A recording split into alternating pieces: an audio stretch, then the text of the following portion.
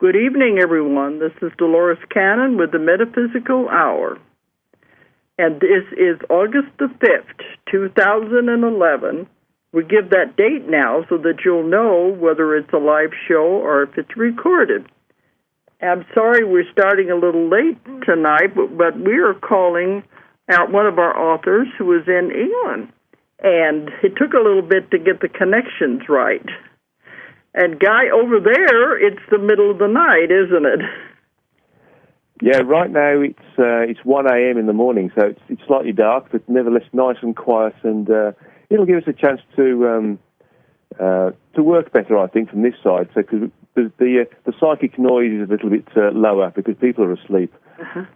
Well, that's what we figured. I appreciate that you stayed up this late to talk to us. You're on the other side of the world here. Thought you might have fallen asleep. We'd have to wake you up. Okay. All right. Well, we're speaking to Guy Needler, and he's in England. Where are you in England? I'm in a little village. The English call a hamlet called Portway, and that is 10 miles south of Birmingham. Birmingham is in the centre of the UK in an area called the West Midlands. So you're very close to Birmingham, then? Yes, we're literally 10 miles, which is 20 minutes drive in a car. Okay. All right. Well, Guy was over here when we did our conference in June, where we highlighted a lot of our speakers and our authors. So you got to see a little bit of America anyway. You got to see Arkansas anyhow. Yeah, I actually thought Arkansas and it was absolutely beautiful. The atmosphere from both from the nature's perspective and also from the spiritual perspective was fantastic. And my wife made a point of noting that the Ozark Mountains looked particularly beautiful as we flew into Rogers. Yeah. Usually everybody says how green it is. It may not be right now, but it's usually green. That's the word. It's so green. But right now we feel like we're in the oven. This whole part of the United States has been having record heat waves. We haven't had any rain. It's been about a month. They said that it's been over 100. We're having the hottest in the nation right here in the middle of the United States, and it doesn't make any sense. But we're only just another week or so, and then we'll be headed over to your part of the world. Then they can have the heat. Okay. All right, but Guy Needler is one of our authors who wrote the book, The History of God. And that's an interesting title, and that's what we're going to be talking about tonight, is his book. Now, Guy, before we get into that, I want you to tell the people about yourself. I would like to go back to the beginning, about the person so they can understand how you got into all this. Tell them about yourself. Okay. Well, I've always been interested in the spiritual side of life and metaphysical side of life right from a very early age. I can remember being interested in things as psychic phenomena, UFOs, life on other planets, and the spiritual aspect of religion from probably between being 8 or 9. And I was always interested in what I was seeing out of the corner of my eye. And just as an example of one of the things I noted in the Transformation Conference was I can remember being 8 years old and lying in my bed and looking across the way between my house and my next door neighbour's house and seeing the wind. And the wind looked a little bit like, if you imagine when you see hot air rising and you see the distortion in the image that you see behind the hot air, it's like a ripple effect. I remember seeing that going up and over the roof of my next door neighbour's house and around the chimney. And that's quite interesting because when I went back to my father's house just before the Transformation Conference, I went into that very same bedroom and I realised that there was more going on than met the eye, because to see that wall of that house, I was looking through with my what I now realise was my third eye, through two sets of walls to see that, and I thought that was quite incredible to remember that. Huh. So that was one of my first experiences. I woke up several times within dreams to be fully aware, stop the dream dead, and realise that I'm in a completely different environment, not only in terms of not being on the earth, but being in a different dimension as well. And at least twice I've recognised I've been astral travelling, because there's a completely different feel about where you are. Although you're on Earth and you're either in the house or you're outside, everything has a completely different feel about it, and different visual appearance, and different interface with you, as it were. It's very interesting to see the difference between how you perceive the Earth as an astral traveller, somebody who's outside of their body, compared to being within the body and being in the physical whilst being part of the physical. So I've been interested in and working with this for a long, long time. And as I got more and more interested, I started to read some of the metaphysical books of the day. Some of them, specifically one, gave me an excellent text in how to meditate. And I started to meditate on a very, very frequent basis, every day for 1 or 2 hours. It got to the point where I was meditating so often that I think that I was starting to lose my anchor point with the physical world. And in one of my waking meditations that I used to do when I was waking up in the morning, I'd lie in bed and I'd sort of sit and meditate for another 15 to 20 minutes. I suddenly had 4 white-robed men in front of me in my mind's eye, all smiling and very very loving and very caring and nodding sagely to me. And they didn't say a word, but I knew exactly what they were saying to me. And the objective of the communication with me was that what I was doing was right, what I believed in was absolutely right, but it wasn't the right time for me. So I needed to work on my earthly work first. And from that day on, really my intensity in being involved with metaphysical and spiritual aspects of existence dropped right off onto the back burner.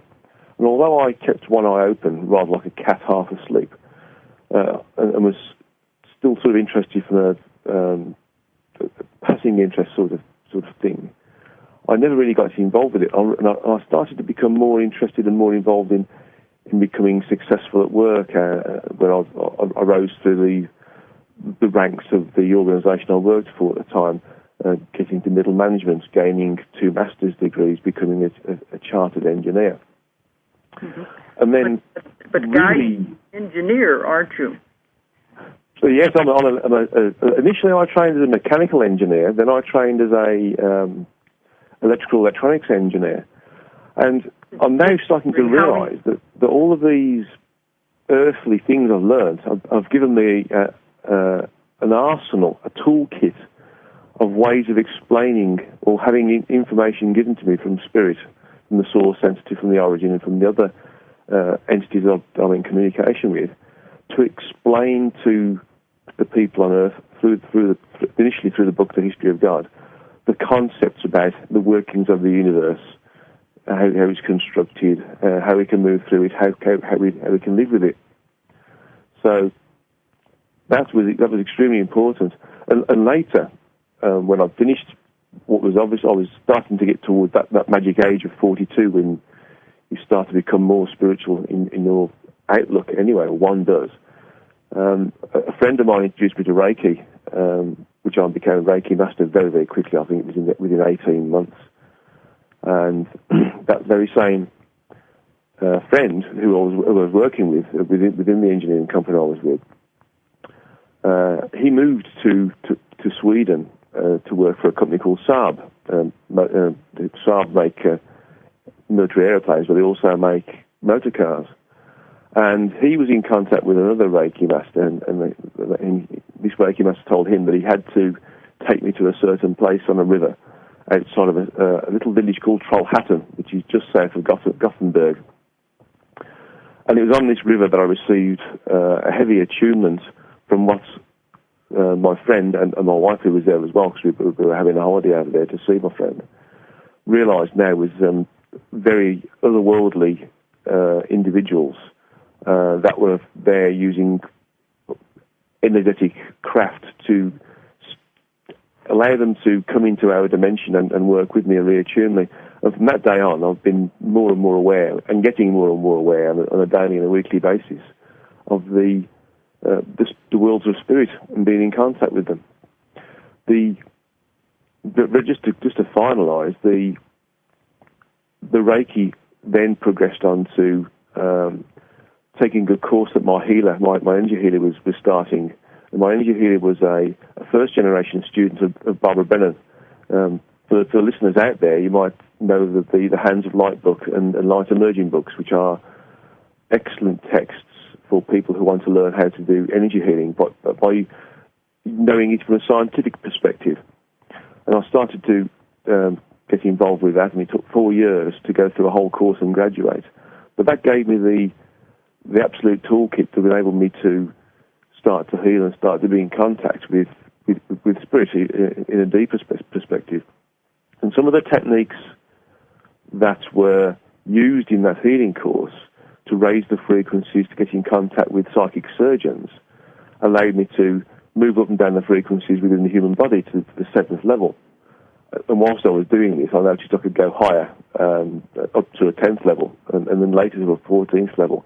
And I can remember quite vividly my healing instructor giving me a very severe reprimanding for going beyond what was being taught and telling me to be grounded.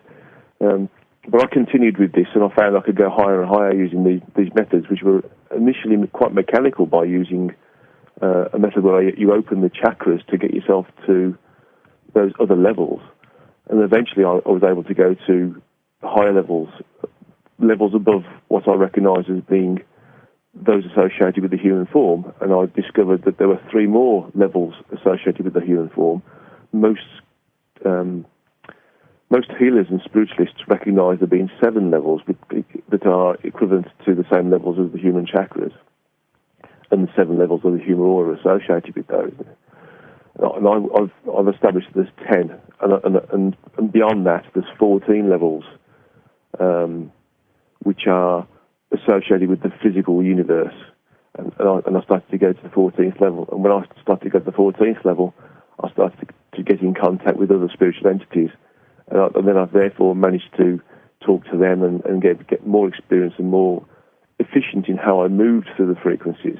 And eventually I got to levels that were, I can only describe as being the 100th level, where I made initial contact with another entity called a source entity, which announced itself as a source entity, but later said that it was our God. It was the entity that created us to help it evolve. Much later, it then told me that it was part of another entity called the Origin, the Absolute. And the Absolute is that is described by many religions as being everything there is. And the Origin itself is evolving, and it created the source entity to help it evolve. And there's other 11 source entities on top of the source entity that we have. And they're all created to help the Origin evolve. And then in turn, they've created their own multiverses and populated it with their own individualized units of themselves to experience existence in minute detail, to allow them to evolve, the source entities to evolve, and to allow the Origin to evolve. So that takes up to the current day, basically. And I've recently some new news, Dolores, which I've recently had from some of the channeling that's going on with my second set of texts to do with the book called Beyond the Source, has established that when the Origin... Julia had a question. No, I was just wondering, when you're talking about, I was getting a visual, and I was just wondering if, I remember that you had some diagrams in your book, and I'm trying to remember them off the top of my head, but if I saw anything, I think you had diagrams. Yes, it's another book I'm thinking about, but did they ever show you? Did you ever get a visual of the? So what you're saying is there's the one origin, and then it creates the 12 source entities, correct? Yeah, and each one is over its own universe. Right. That's right. Did they ever give you a diagram or something? I'm seeing a diagram. Did they ever give you anything like that? Well, yes. In the manuscript for Beyond the Source, I've done a drawing of how it looked originally, because the source entities are, if you like, the second experiment. Originally, the origin tried to create 12 of itself outside of itself, right. And that failed. And if you imagine them as like spheres, that's the best way to think of it, as spheres within a larger sphere. That's the only way I can really understand it myself. Yeah, that's it's almost like a clock is what I keep seeing, and it's like broken into segments, it's like 12. Like a pie or? Like a pie, or it's a round, and then it's like they come off of that, it's something, so that'd be like your sphere, I guess. Okay, yes. I remember the diagram. Yeah, basically there was a round circle representing the source entity in this instance, and then below that is like a hierarchical structure, the sort of thing you see in business diagrams to show the chief executive officer, then the principals of the presidents, the vice presidents, and then the management. That was a sort of a diagram, and that diagram showed the source entity, and then it showed the dimensions. So there's 12 dimensions below there. And then it showed that each dimension was split up into three for three different dimensional components, which the source entity called a tritave of three-dimensional components that make up one full dimension. And each of those tritaves is again split up again into 12 frequency bands. And one of those frequency bands, in our instance, would equal all of the possible frequencies that we would ever experience or be able to measure whilst being in the physical. So that when diagram. You say all the possible frequencies, is that like saying all the possible possibilities? Yeah. So if I elaborate a little bit further, if we consider that we are in, there has to be a basis first for the first full dimension. So the first full dimension is actually a cumulative of the three-dimensional subcomponents. So we're in the first dimension, which is composed of the first three-dimensional components to create that full dimension, and then we are the bottom frequency within those 12 frequency piles. So if we think about those 12 dimensions, and each of them we've got three-dimensional components, so it's 12 times 3, and then we have 12 frequency bands within each of those 12 dimensions and three-dimensional subcomponents. You have 12 times 3 times 12. So that's 433. But actually it becomes 430 because the first three create the first full dimension. After that, everything else is a separate permutation of space. So that quick calculation tells me that the source entity has got 430 different universes, each universe being a permutation of space. So it's not just a case of dimensions and frequencies. It's all those together create the different universes, which is our multiverse, which is mind-boggling when you think there's potentially 430 versions of the universe in different frequencies and dimensions. So in essence, that could be your parallel universes. Yes, they can be. Absolutely. Yeah. Okay. In fact, they are parallel universes because they're all existing within the same multiverse. Right. Yeah. Just different versions of the same theme or something like that. Yeah, it can be something that's very subtle or something that's very big that makes the difference. Even down to, for instance, the fact that some of those permutations of space might not have a physical condition at all. It might be purely energetic, or it might be totally physical, as we are right now. And some parts of the physical universe, and certainly on Earth, are starting to experience heightened states of frequency as we're starting to come out of the lower frequencies and start to become more aware. We raise the base frequency of the Earth and therefore the universe. And so there's 430 different parallel universes out there. Universes for each person. That's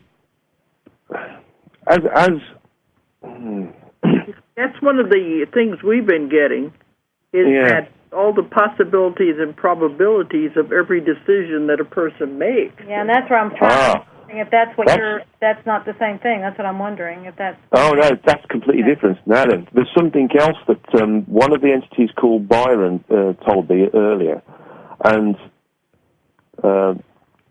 later on I got a better description from the Source Entity when I was preparing the presentation for the Transformation Conference, was that time doesn't exist at all.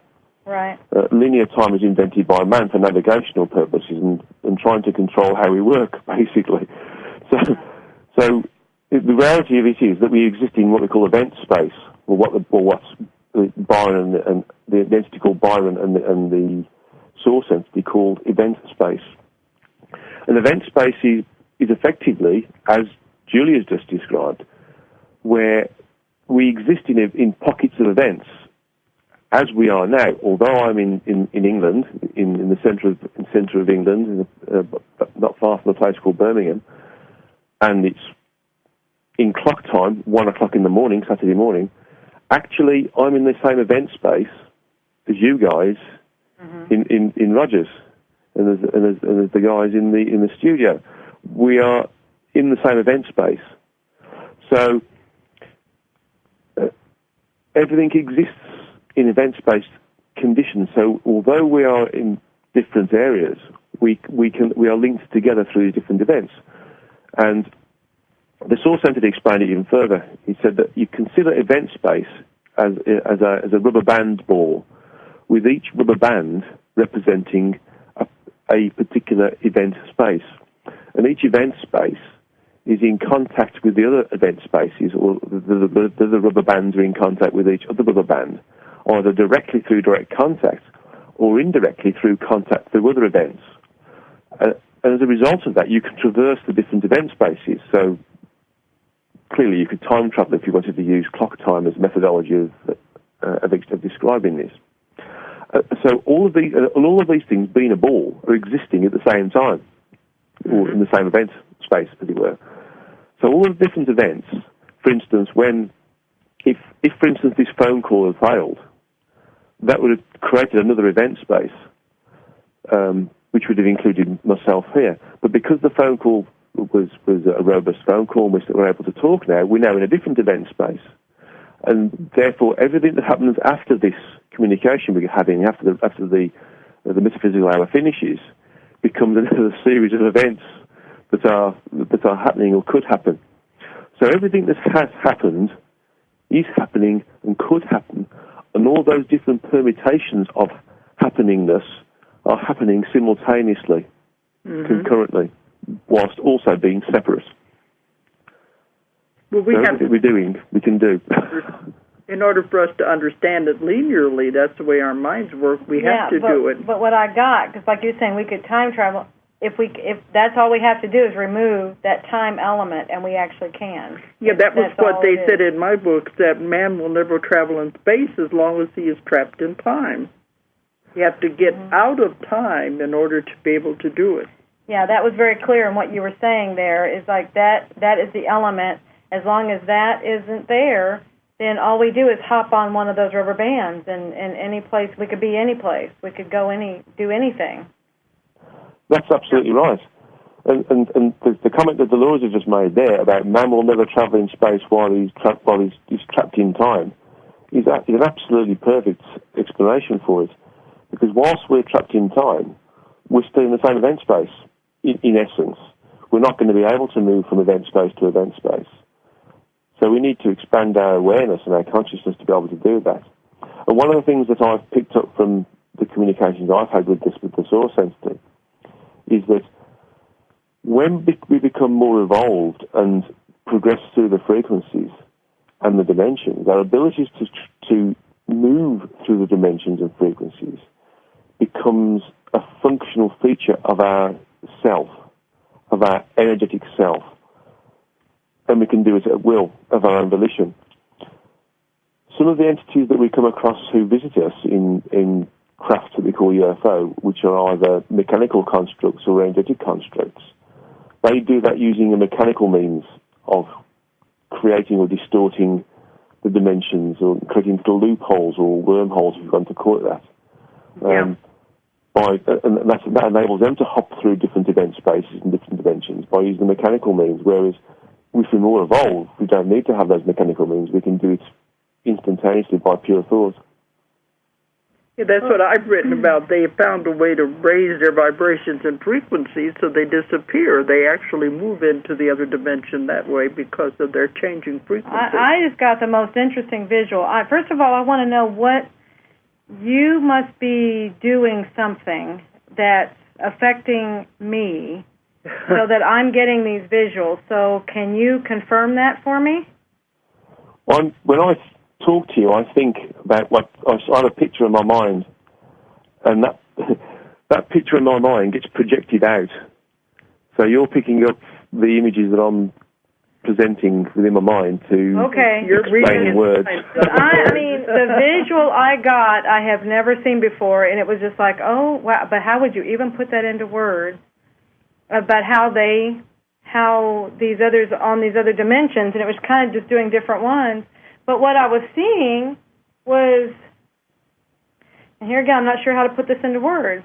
It's almost like a wobble, something like almost like air wobbling. If that makes sense.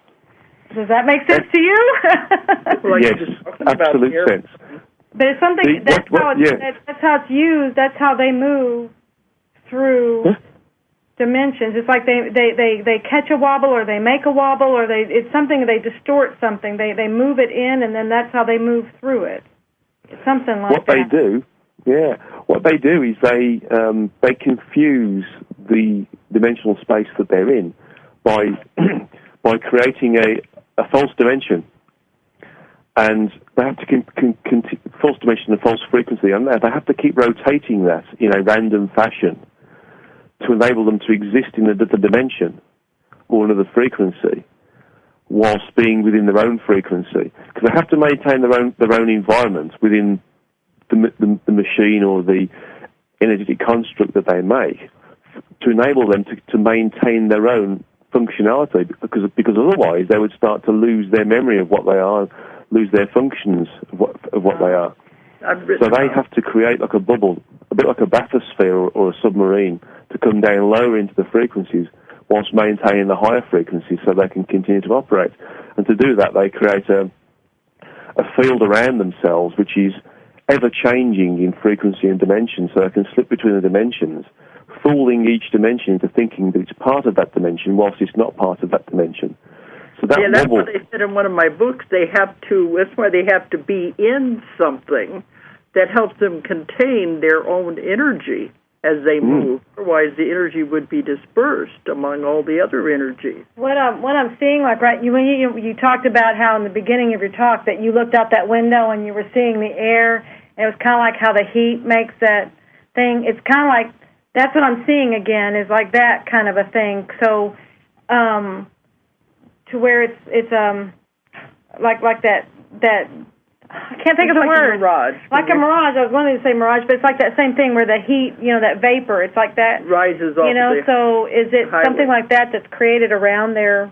Now, if I go back to when I was in Sweden and I had my first attunement, when I was on this, for the listeners, I received my attunement from, I classified as aliens at that time, but there were definitely beings that were from our planet or dimension. When I received that attunement, I almost straight away was almost able to perceive those craft, and that's exactly what the same sort of thing that I observed was that the area was distorted, rather like the hot air rising and giving you a distorted image of what's behind it. And eventually, I was able to, by concentrating, using the third eye, see through that. And momentarily, I was able then, at that point, to see these craft, which were almost overlaid in 3D over the trees in the background. So I saw the image of these craft, still looking like trees and river and the. But you knew something was there. Yeah. But it was there. It was clearly there, and it was all very distorted, like exactly the same as you're describing, Julia. It was just like hot air rising. But staying stationary. And now my head's hurting. But Guy, going back to the beginning, you're talking about moving through all these levels to get up to the source entity. Would the levels be the same as dimensions? Or do you define it differently? The levels. The levels that I was using originally were, if you like, frequency levels. So they wouldn't be the same as dimensions as such. Although I'm now starting to understand that sometimes I go through dimensions and don't realise it. Mm-hmm. It's almost like I've created a link with the source entity and the origin, and I go straight to them now. I can literally be sitting down at my desk at work, for instance, and instantaneously be in contact with one of them. It's that quick now. Well, because that's all it takes is to know their energy, and then you can tap right into any energy anywhere. Correct? Absolutely. That's right. The interesting thing is that it still is easier to talk to the source entity, to rise up the levels to need to do that, because obviously because we are where we are, we have to move up to a certain level, i.e. the top of this base frequency, to allow us to talk to or get in contact with that part of us which is still energetic, and therefore start to communicate with the source entity and the origin.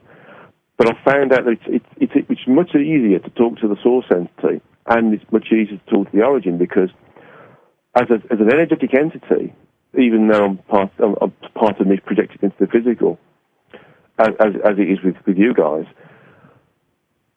because I'm created from source entity energy, because we're all created from source entity energy, and we're all individualized units of source entity energy, i.e. we're all individualized units of God. Right. I find it easier to talk to God than I can when I'm talking to the other source entities, because they are completely different frequency sets. Oh, okay. And you're in this frequency. Is it that? Maybe that's the reason you're in this. You can talk to this entity. It's almost like there's a completely different signature. Yeah. Which is a completely different signature to the dimensions and a completely different signature to the. It's signature. Yes, I think signature is the right word. Even personality is the right another way of describing it. And because the source entity was created by the origin, again, the source entity is an individualized unit of origin energy, and that also makes it easier to talk to the origin, because I am part of that lineage. As you are, there's like a lineage: origin, source entity 1, because I'm calling our source entity 1, right, and then us. So I'm part of that lineage. But when I talk to the other source entities, and I'm currently talking to the third aspect of source entity 7. That's an interesting conundrum. You're speaking a different language. Absolutely. Yeah, they're speaking a different language. We could say it that way. I mean, it's a different language kind of thing. Yeah, exactly. Yeah. That's right. And so, until you go spend time in that quadrant or whatever and learn that language or that vibration. Yeah, you're over here in this one, so that's where. That's right. Yeah. And it's very interesting that although I'm calling these entities source entity 1, which is our home source entity or our God, source entity 2, 3, 4, 5, through to 12, I've noticed that I've been led in a logical pattern that's given me the easiest route out, as it were. So every time I go from one source entity to another, I'm like using them as stepping stones to develop my ability to go further away from God, from our source entity, as it were. and become more adaptable to the different dimensional signatures, different frequency signatures that are attributed to those different source entities. Well, what do you learn by speaking to the other ones, the other source entities? I mean, what do they have things that are different? I mean, obviously than what ours does, I guess. Yeah.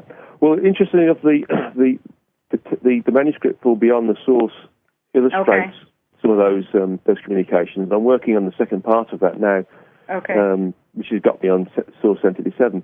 But the interesting thing is, and I'll use one of the source entities as an example, Source Entity 5. Source Entity 5 didn't create a multiverse. It didn't create any other entities, any smaller individualized units of itself to populate a multiverse. It stayed as a singular entity. And therefore it gave me a lot of information about the origin. And one of the things that was really interesting about this was it explained more about the origins past and what happened before the source entities themselves were created. And when I first started talking to the source entity, I went further than the source entity and went and started to talk to the origin. I had a picture of lots of origins, like 13 origins, and that really confused me because I thought, well, how can I be going past? How can you go past the origin? The origin is the absolute, it's the all, and that really disturbed me because I was. How big is big? I was wondering whether I was not really understanding the information. Mm-hmm. But then I found out from Source Entity 5 that the origin had created 12 of itself, given all of the same conditions that it had experienced, to see whether they could evolve and learn and pass back that learning to itself. But for whatever reason, that failed, and it could never reproduce what the conditions that made it become sentient. So it then changed its philosophy and then created the 12 source entities within itself, giving them rules and an idea and an understanding as to why they were created and rules to work with. But so I understood then that there was these 12 origins, and then the source entity said, well, the origin has seen a future, an event space where all of the individualized units of the source entities become equals to the source. They're creating source entity, and that happens across all of the different source entities, and all of those become equal to the origin, and then the origin and the source entities evolve again or rise through its own evolution again. And I thought, well, that's interesting. How can it do that? How can it become bigger than it is? And then in this part 2 of Beyond the Source, I've got some more information where what I've started to understand now is when the origin created those 12 origins, it created them outside of its own sphere of understanding of self. It was still within itself, but they were outside of its understanding of self. So as it's starting to evolve and understand and learn, it's still only not even 1% of. It's not even mapped 1% of itself. So when you put these origins outside of itself, you put them outside of its own understanding of self. So when this future event space, to use a linear description of event space, it sees everything becoming equal with itself. Everything starts to expand beyond that area within the origin that it currently knows and starts to investigate that bit more of it, of the origin self. Does that confuse you? Yeah, that's deep. Oh, yeah, that's it. We keep getting deeper. And you may have said this, and I completely missed it, but what's the purpose of all of this? What's the purpose of all it? Did you get an answer to why? Why it all began, or why in the beginning, or what? Why went out? Yeah, it's very simply put. The origin is the absolute, is the all, and has become sentient and self-aware. And when it starts to investigate itself, it starts to learn. And as a result of that learning, it evolves and becomes something else. And it wanted to accelerate that process. In doing that, it tried to do it by using duplicates of itself, which failed, and therefore it created the source entities. So they can experience, at a lower level of the origin itself, to experience and learn and evolve, and therefore pass that evolution onto the origin.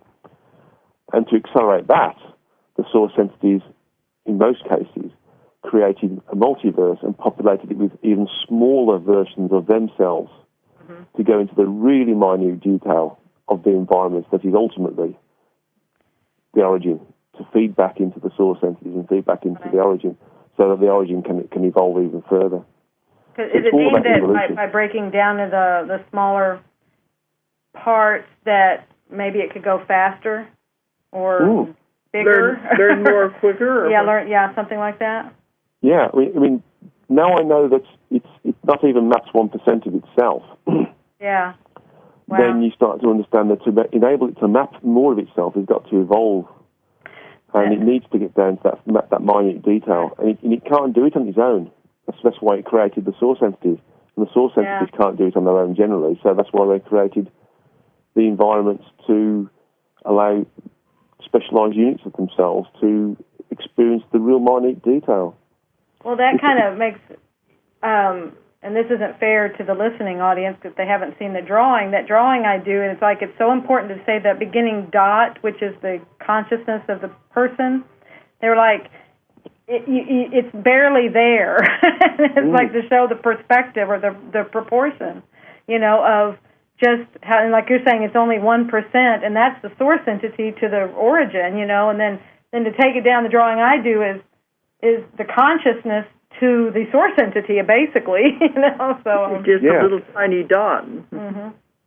It's to put it into a perspective that we might understand as human beings. If we consider that the recognised universe with all the galaxies in is an interesting way of describing the origin, and then we come right down to planet Earth, and planet Earth is equal to one of the source entities, and then the subatomic level is equal to where we are, and then beyond the subatomic level is where we're investigating, and that will give you an idea of how far down we're going to try and help the source entity understand itself, and then therefore allow the origin to understand itself. Wow. That's rather like I write in my books about how he became curious. He wanted to learn more, so he sent everybody out to learn and then bring it back. It's just different wording, different, simpler way so we could understand it. Yeah, I think this is really interesting because there is, in the physical universe, certainly on Earth, there isn't one human being who can describe it all. Not one of us is able to take on board the real big picture. We've all got what we think is our big picture. We've all got little parts, minute parts of the really big picture. So we have to take on board that everything that Dolores has done, everything that Julia is doing, everything that I'm doing, everything that the other authors are doing out there, in giving information about spirit is little parts of the picture. Right. And that sometimes mankind doesn't get it at all. So the same information has to be presented to us in a number of different ways from different angles to give us the opportunity to understand it, because sometimes we don't understand that, for instance, a football is a football. We might think it's an ice cream, to use a strange analogy. Right. We need to have different ways of understanding things sometimes to understand the bigger picture. So there's... Well, you're right. Different people have different ways of their concepts. Their minds form concepts or understand concepts. So you have to have all the different angles. Well, that's what I've told in my work, though. They said that you would never know it all. It's impossible while you're in the human body. You could never have all the answers. And they said it's not the brain, it's the mind does not have the concepts to understand a lot of this. So they're giving us more and more information to we can think about, but we will never know it all. course, I think Guy is getting close. Guy's being Thank you for those kind words, Dolores. But I'm very conscious of the fact that I'm only picking up not even a single grain of sand on the beach. So imagine that, so whenever, like you said, so that just shows you, that's what they've shown me, is like we've barely cracked the door open. It's like it's barely shedding a little bit of light. Just imagine what it will be when we actually have the door open a little bit, like you said, you've got a grain of sand of information. Imagine what is out there. I don't know if we can imagine it, actually, so. Yeah. One of the ways I did explain to me, and I had an interesting diagram, was that if we considered ourselves as being, an energetic state equivalent to all of the data on the World Wide Web, and then we think about all of the computing power that holds that, and then we think about when we incarnate into the physical body, part of us is squeezed into this small biological vehicle. And to be able to do that, we have to go so far down the frequencies that we start to lose the communication ability, that the massive communication we have normally is squeezed down to a single wire of communication. Then, if we then think of ourselves as a computer, if a computer tries to access all of the World Wide Web at the same time, we would just crash. Right. It simply doesn't have the memory space to do it. So, that's a good example of describing it. It'd be overwhelming. Yeah. You can't have it all. That's why. Right. That's a good analogy. Mm.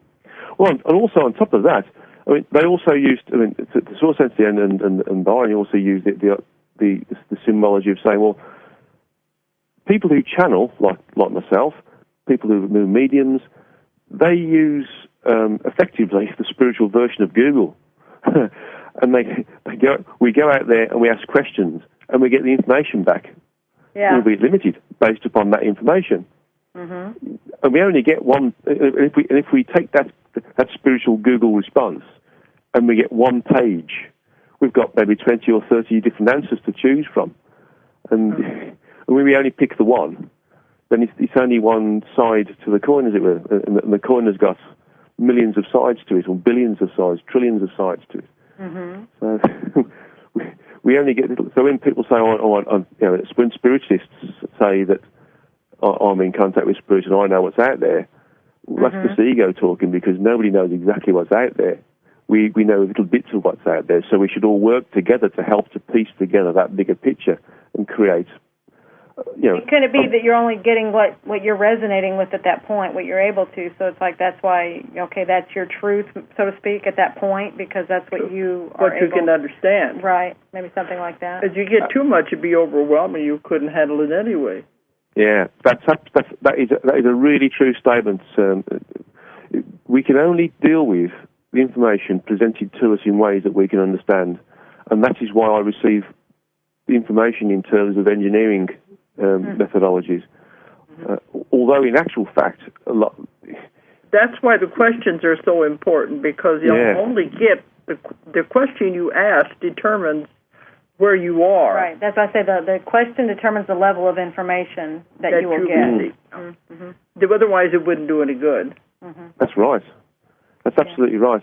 And it sometimes that's when I'm working with the source entity or the origin or the other source entities, I ask the same question 2 or 3 times, and I feel a bit stupid sometimes asking these questions, and I sometimes get almost a sarcastic response back.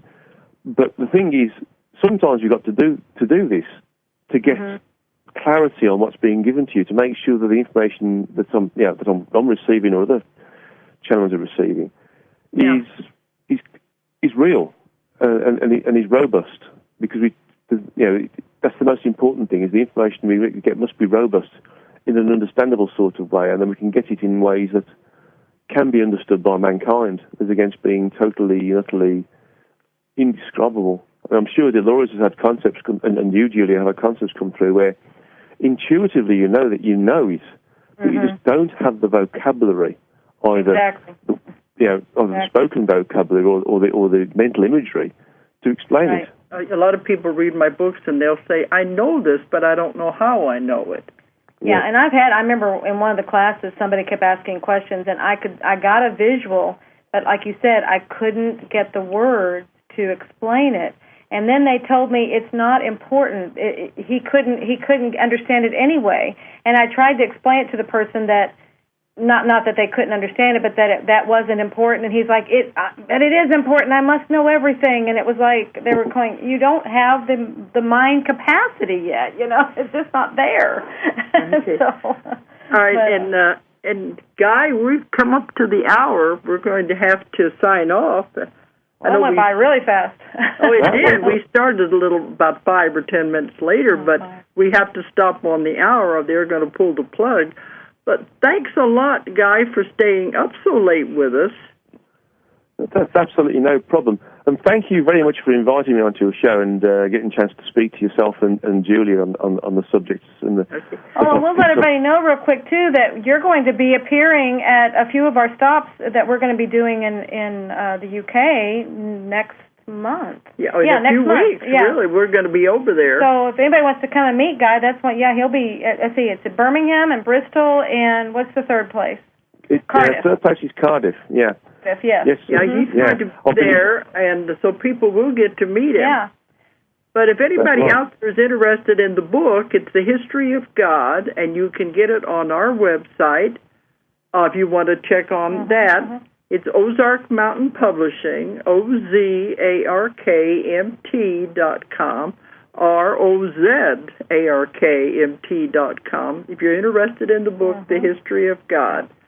And this will just give you a tiny taste of what this book is about. I mean, it's a real mind bender. Fascinating, deep, but you do it in such a good way, Guy, to explain it. So. Okay. Well, we're going to have to sign off, and we'll be seeing you in a few weeks. So now you can go get some sleep. Thank you very much. It's been a pleasure talking to you both. And thanks, everyone, for listening tonight. Good night. Good night. Bye. Bye. If you enjoyed the show, check out more of our other videos and be sure to subscribe and click the like button. Thank you for listening to the Metaphysical Hour with Dolores Cannon.